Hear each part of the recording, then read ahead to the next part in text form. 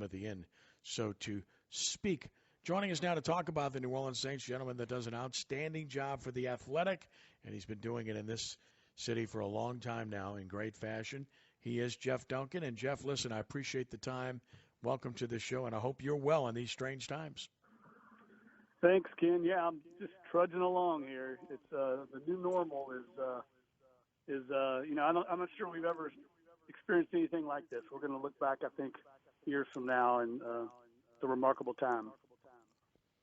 No doubt. Obviously wanted to talk about the most recent comments from Coach Payton. This time, talking to Jason LaCanfora and his radio show in Baltimore. And starting with the pass interference rules, he commented on that. Of course, Saints were front and center where that was concerned, and Saints were responsible for rules changes twice because of playoff games. Once, 2009 playoffs with the overtime rule after they beat the Vikings with a field goal in overtime. That changed the following year. That stuck where you have to score a touchdown to end the game. And then, of course, most recently the pass interference rule changing where you could review pass interference. But that, for lack of a better term, in my mind, was a disaster last year.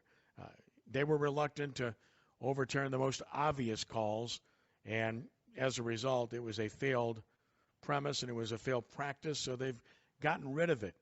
I certainly concur with Payton's thoughts regarding the fact that it wasn't put in place properly to be able to police it and do it right. If you can't do something right, you might as well not do it at all, right? Yeah, Ken, I just don't understand it, to be honest with you. Why go to all the trouble that the league went to? I mean, the competition committee, all the coaches got together. I was at that owners meeting a year and a half ago in Phoenix, Arizona, and there was such great support for the rule change, and everyone seemed happy with it. Roger Goodell was happy with it, but they just did not seem prepared to enforce it, or didn't want to enforce it, one or the other. And I agree. I mean, with Sean, if you're not going to enforce it properly, if you're not going to follow the proper protocols, then just do away with it. It almost feels like the league just implemented this thing to kind of pacify Sean Payton and the other coaches that wanted to see it done. So we'll see if this thing comes back to haunt them here next year, if we have another egregious officiating gap that comes back to bite a team. I totally agree that why they did it. I think you're right. They were dragged to the table kicking and screaming, they being the enforcement people, the officials, and the person upstairs in New York. And I think it showed, because I don't know how many, I lost count of how many obvious calls were not overturned when there was the most egregious pass interference that was committed that was not called. And, I mean, very similar to what happened to the Saints. At least, I want to say, 10 times that I saw this past year, and they did nothing about it. I don't know how you could ignore something so obvious with the rule in place. No, and look, I think we're going to just have to live with human error. It's part of the game. It's been part of the game forever. Until we can improve the technology, and that's something that Sean Payton is very, aware of. I know he believes that there's a day down the line where we're going to have much improved technology to where maybe it will help the officials out, because the game, frankly, has just become very difficult to officiate. It's easy for us sitting at home on our couches to see these things when they're run back on super slow-mo replay, but the game is so fast. Ken, you've been on the sidelines, and I also think the NFL has just become over officiating. There's too many rules in place. Every year we add to that rule book, and I just think it's an impossible task for these men in the stripes. Visiting with Jeff Duncan of The Athletic, 260-1061, if you'd like to join in the conversation. Of course, the other comments Payton made that drew so much attention regarding the bounty situation, and I'm really surprised that he went there. Of course, they questioned him about James Harrison receiving an envelope allegedly from his coach, Mike Tomlin. Harrison has since said that there was no payment made for anything. But Payton, of course, took the opportunity to seize on it. It was a bit, I guess the right word would be sarcastic, talking about, you really think the league's going to look into that? And then, of course, he got into the whole situation surrounding what happened. after the 2011 season. And while his words were not plentiful, they were direct and to the point. Are you surprised, first of all, that he went there? No, I mean, I've had those conversations with Sean before. I mean, he's still very bitter and resentful, and understandably so. It cost him a lot of money, and I think even more than the money, you know Sean well. I think it has much more to do with his legacy and how he's perceived. And I think it really bothers him that he's perceived in some way as cheating the game. And I think that more than anything else is what sticks in his craw. I wrote way back when this all went down, the argument, if I'm a Saints fan, and I think it's a very fair argument, is why single us out? This has been part of the culture for decades in the NFL. It goes all the way back past Buddy Ryan, the old Bears teams. This bounty culture has been there.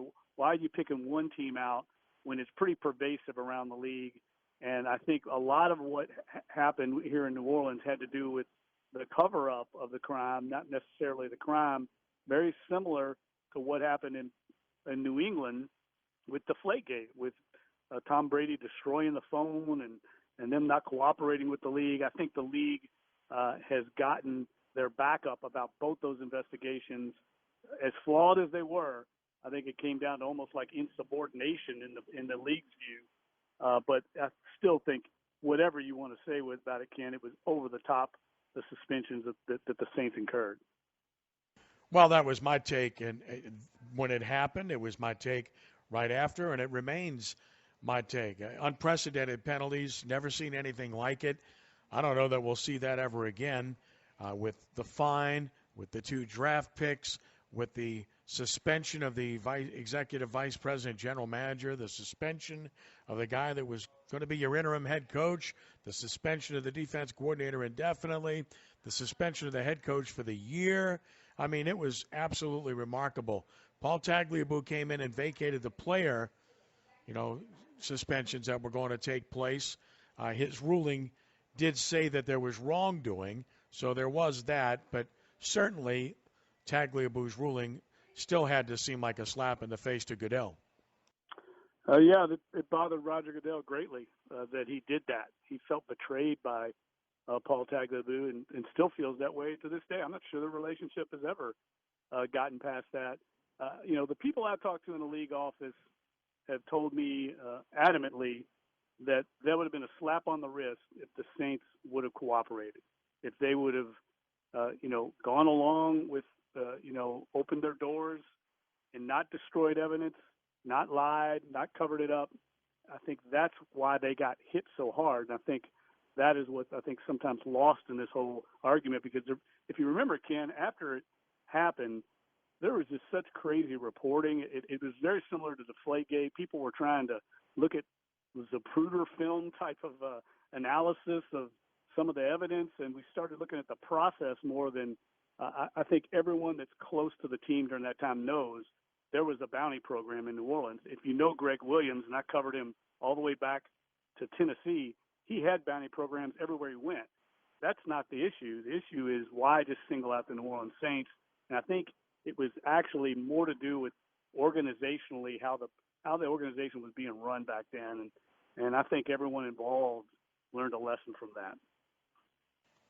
Do you think that Goodell and the league are going to react at all to Peyton commenting on this publicly? No, I don't think so. Look, and the other thing, I mean, it's a totally different situation. You got James Harrison saying he just got an envelope, and I mean, there's really nothing to that.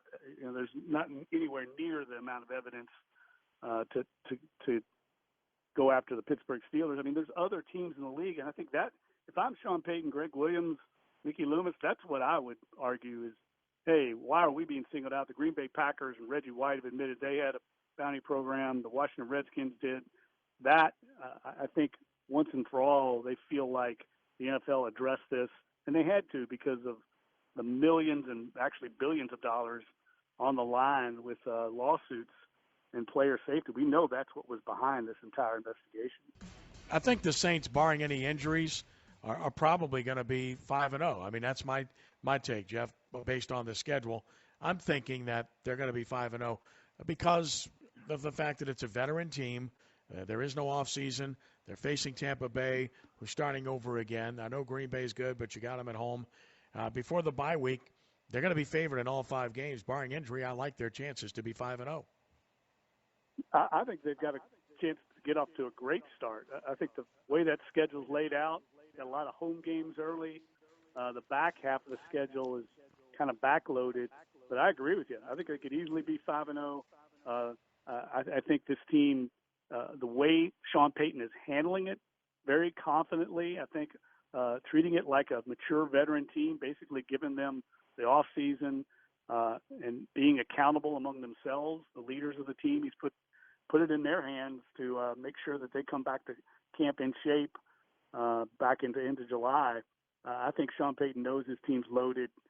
In my opinion, Ken, this is the best, most talented Saints team they've ever had. I mean, they've never had 8 returning Pro Bowlers and 6 All-Pro players. This team's loaded with players in their prime at all the key positions where you want to have elite talent in the league. The Saints have it. There's no reason for this team to have to worry much about the offseason. They'll be businesslike once they get to camp, just like they were a year ago, and I think they're going to come out of the gate smoking. I still think 2011 was their best team. They had, one of the top 2 quarterbacks in the league. They had arguably, if not undoubtedly, the best receiving tight end in the league. They had really talented running backs, 3 of them. They had the best pair of guards in the NFL by far at that time as well. The offense was off the charts. The defense was solid, but in the final analysis, couldn't get a stop when they needed to.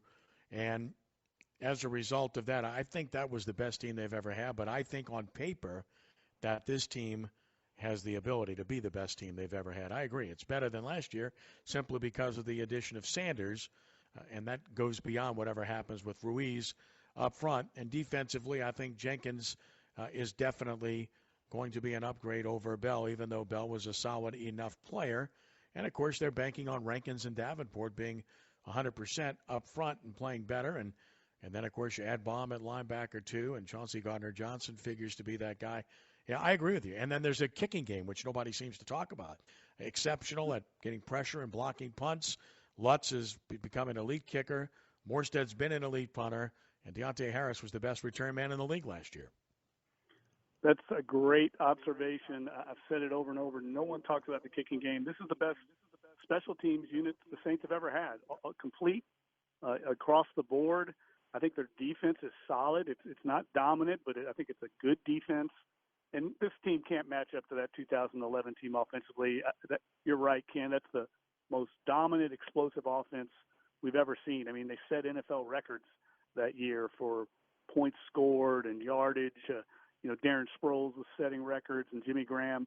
That win, and if you talk to people in San Francisco, they'll tell you that that's one of the biggest wins they've ever had, one of the biggest upsets, because they knew how good that Saints team was. The Saints committed 5 turnovers in that game and still almost won it. It's amazing how well they played out there in that environment, and that's one that definitely I know Saints fans everywhere and the Saints themselves feel like they let get away, because that was probably another Super Bowl for that team. Well, you've addressed it a million times already, but my take on the quarterback situation is I don't know if this is Breeze's last year. I would lean toward that, but I don't know that for a fact. I don't know that anybody does.